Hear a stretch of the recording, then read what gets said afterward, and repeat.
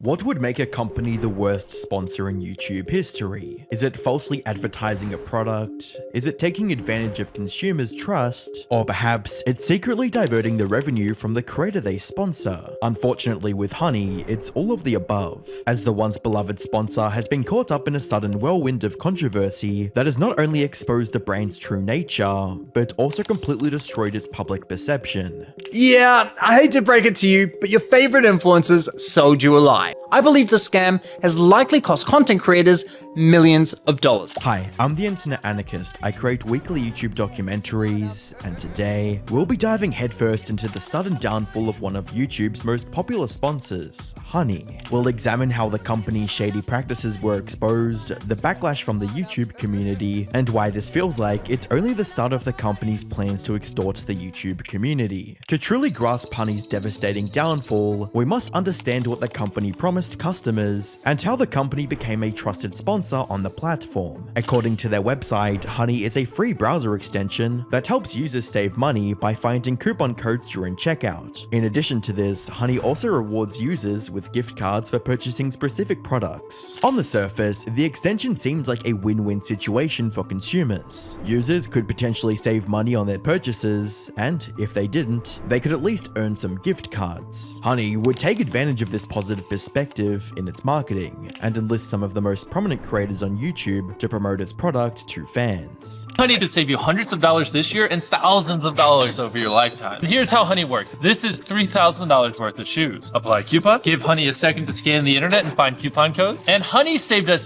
$600. Wow. Jeez. And that's how Honey works. It's a free browser add-on that you install, and then every time you check out, it scans the internet and automatically applies coupon codes for you. With a seemingly harmless business model and the endorsement of hundreds of trusted creators, Honey garnered millions of active users and even a $4 billion acquisition from PayPal, although there were certain creators that had their suspicions about the startup's operations. My gut tells me that nothing in life is free.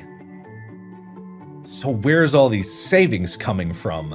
And like the money that people get from Honey, I don't trust it. They push so much advertising. They push so much advertising on YouTube. They do brand deals with other YouTubers. I think they've even offered me, and I said no, because I just don't trust Honey. For a while, almost everyone viewed Honey as an innovative startup that skillfully leveraged influencer marketing to rise through the ranks and create a billion-dollar business. However, what goes up must come down, as the sinister secrets of Honey's success were about to be exposed in the worst way possible. By the 22nd of December 2024, the creator Megalag would highlight Honey's shadier side with a video titled "Exposing the Honey Influencer Scam." Honey hasn't just been scamming you, the consumer, they've also been stealing money from influencers, including the very ones they paid to promote their product. And I'm not just talking about a few bucks here.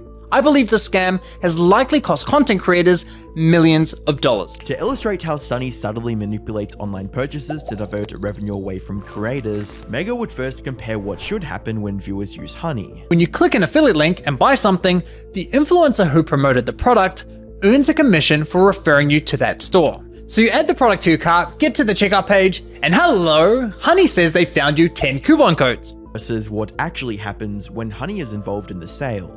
Well, once Honey popped up, watch what happened to Linus's affiliate cookie after we clicked apply discounts.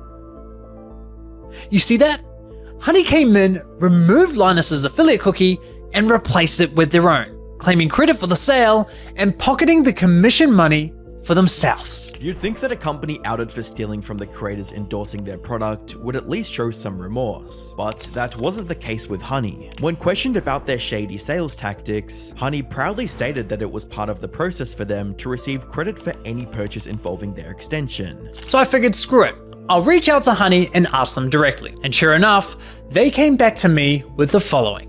If Honey is activated and is the last program used while shopping on a site, it is likely Honey will receive credit for the purchase. I was right, and just like that, my investigation into Honey began. Anyone looking at this situation logically could tell that Honey had no claim in any of the commission, since they neither directed customers to the product nor facilitated the purchase. What makes this even more scummy is how this practice was never disclosed in any of their promotional material, despite it directly harming the creators and consumers who made Honey what it is in the first place. Sadly, this wasn't Honey's only method of exploiting its users, as Megalag would showcase two other examples of the company snatching commissions. One was through the Honey Gold rewards program. I made two separate purchases. For the first, I activated Honey Gold, and sure enough, you can see my affiliate cookie was replaced with Honey's. And for the second, I didn't activate Honey Gold. As expected, I was awarded a $35 commission for the sale where Honey Gold wasn't activated,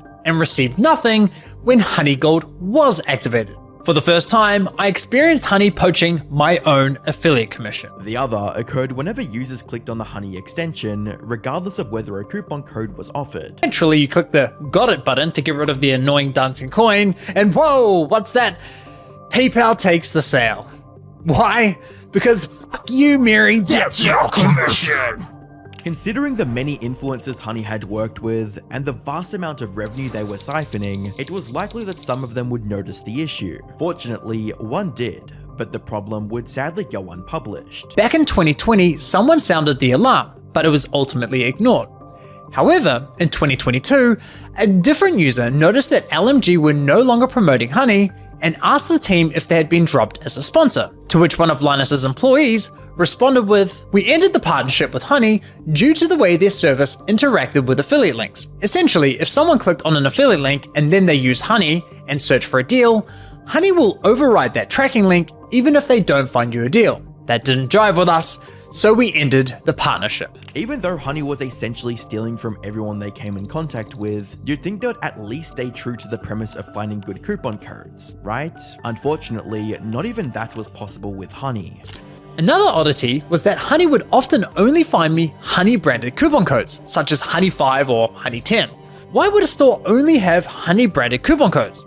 Kind of weird, right? But the biggest red flag was that when I tried submitting the better coupon codes I'd found, Honey wasn't adding them to their database. So why not?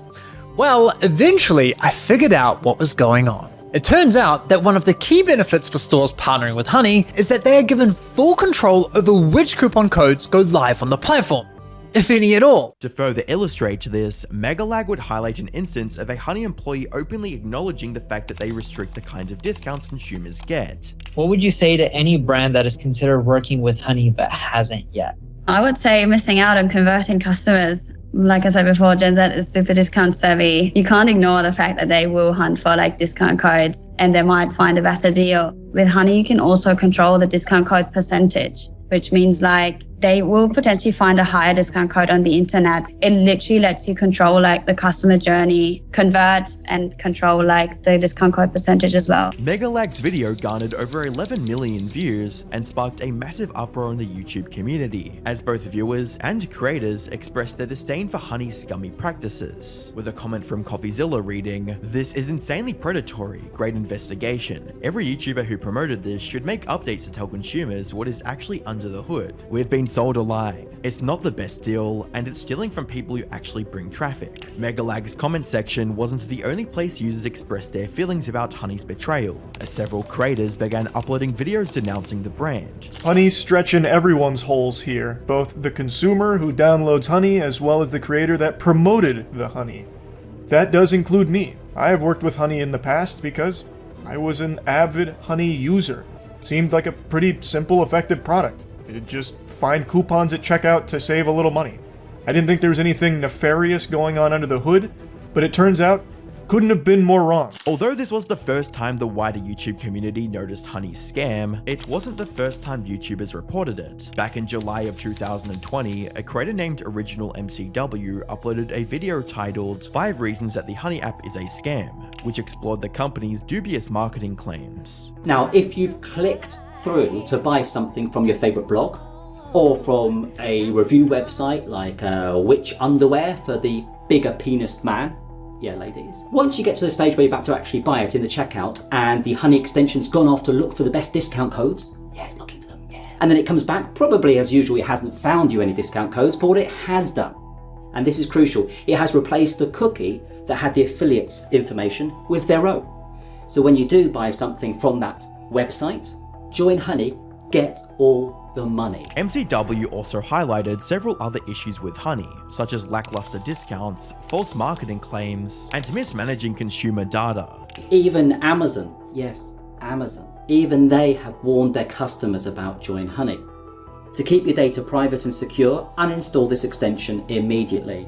We are warning customers about browser extensions that collect personal shopping data without their knowledge or consent. Even though MCW's coverage wasn't as damning as Megalag's, it had very similar points and showed just how deep Honey's flaws ran. However, one can only imagine how differently things would have turned out if creators and consumers had caught onto the scam earlier. Thankfully, users can now hold Honey accountable and spread awareness to the actual function of their extension, with the reviews of the product being completely annihilated. While Honey will never be able to scam users again, the individuals behind the extension have already moved on to an even more dubious product that directly goes after creators' revenue. A few weeks before Honey was officially debunked, the creator of Honey, Brian Hudson, launched the Pi ad blocker, which promised users the opportunity to earn cash rewards from ads they viewed. Similar to his previous extension, Pi would feature a cashback and coupon search feature. While it's unclear if this extension has the same issues as Honey, that hasn't stopped users from flagging it as a scam, with reviews reading, "Scam from the creators of Honey. Scam. Scammers not safe." Shifting focus back to the ad blocker side of Pi, at a first glance, it seems like your run-of-the-mill ad blocker, but a closer look yields something more disturbing. Looking at how the rewards program is structured, it quickly becomes apparent that Pi is trying to exclude creators and websites from the ad viewing process. They do this by blocking native ads on a website or YouTube channel, and then get their users to view only their ads, thereby pocketing the ad revenue from content they didn't create, a scheme that they proudly showcase in all of their marketing material. This is the only ad blocker I've ever used that works on YouTube, Twitch,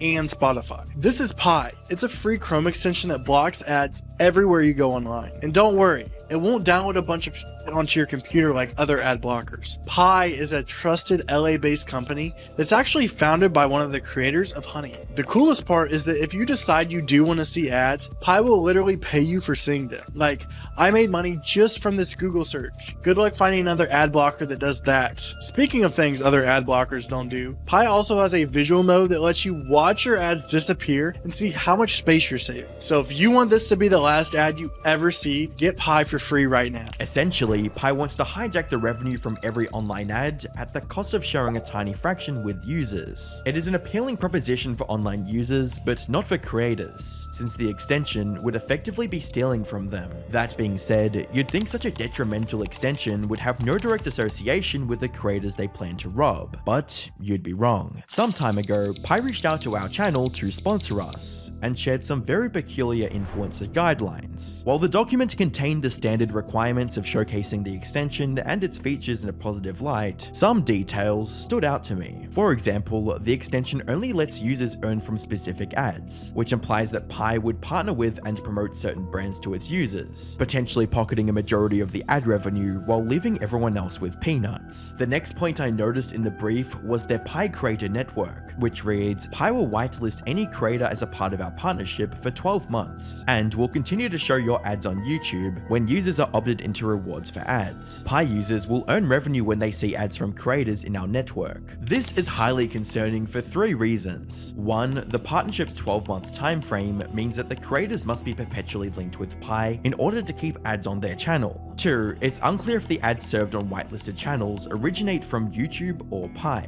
And 3, there's no mention of what ad rates will be for creators, or if it'll be subject to change in the future. Joining their network leaves a portion of the creators' revenue at Pi's mercy, and there's no telling what the company will do with that power, especially when you consider what they're already trying to do. The final thing of note in the brief is that the creators of Pi must admit that the app can't block ads on every platform, despite their ad campaign stating otherwise. Reading, "While we cannot block all mobile ads, i.e. ads in other apps outside of Safari, Instagram, TikTok, etc., we can block all ads within Safari mobile app. We don't block ads on YouTube app, only Safari." So just like its predecessor Honey, Honey, Pi falls short of its key marketing premise while trying to manipulate creators into propagating its false claims. By now, it's apparent that Pi's mission isn't to provide users with a better online experience, it's to better their bottom line at the expense of everyone else. Whether it's taking unearned commissions or devoting ad revenue, Honey and Pi are businesses built on the idea of reaping profits from the hard work of others, while putting up the facade of being in the user's best interest. Thankfully, it doesn't seem like that'll be a profitable business model for much longer.